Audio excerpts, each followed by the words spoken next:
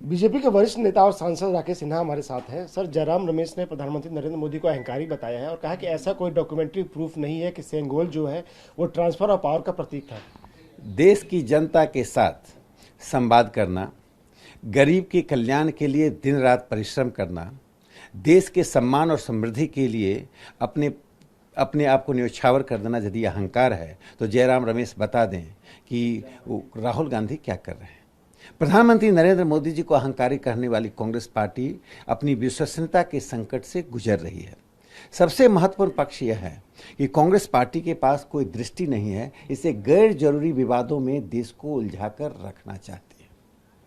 लेकिन जिस तरह से वो कह रहे हैं कि सेंगोल जो है ट्रांसफर ऑफ पावर का प्रतीक था या है, इसका कोई डॉक्यूमेंट्री प्रूफ है ही नहीं और जानबूझ के जो व्हाट्सएप यूनिवर्सिटी है उसको प्रमोट किया जाए, उससे जानकारी मिली, उसको बीजेपी और आरएसएस प्रमोट कर रही है।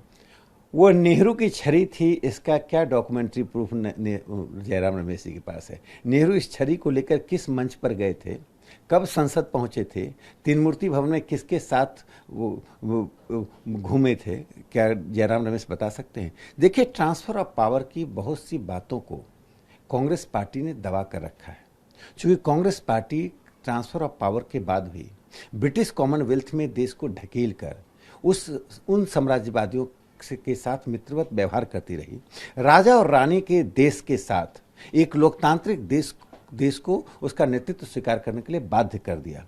कांग्रेस यह भी बता दे कि भारत के मूल संविधान से जो 23 चित्र थे, जिसमें सुभाष बाबू का फोटो था, जिसमें भगवान राम और सीता का फोटो था, कब, क्यों और कैसे हटा, ये जयराम रमेश को बताना चाहिए।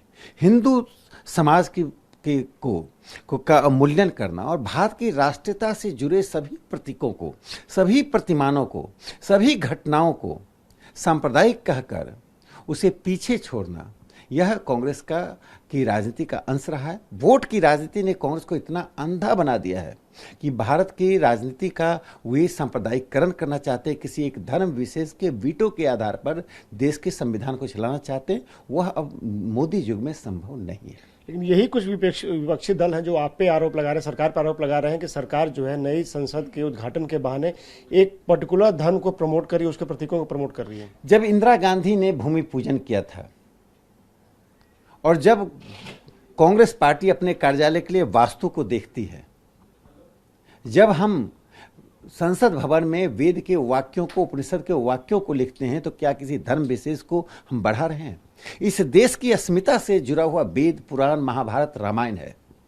यह हमें अपराध बोध नहीं देता है।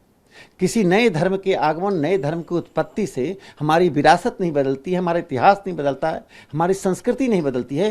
कांग्रेस वोट के लिए हमारे अपने इतिहास, विरासत, संस्कृति, सभ्यता की यात्रा को बदल देना चाहती है। हम भारत हैं, हम अरब बनकर नहीं रह सकते हैं और भारत को भारत बनकर रहना है।